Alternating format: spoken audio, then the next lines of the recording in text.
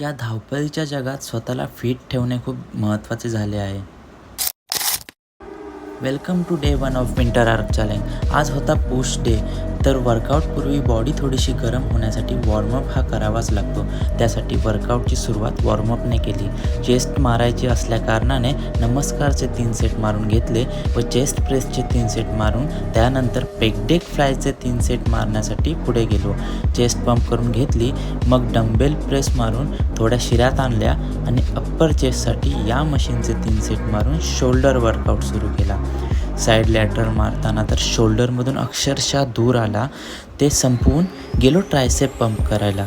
Cable press डाऊनचे 3 set मारून घेतले व ओव्हरहेड ट्रायसेप्स मारून 15 मिनिट कार्डिओ केला आणि आजच्या वर्कआउटचा अंत केला.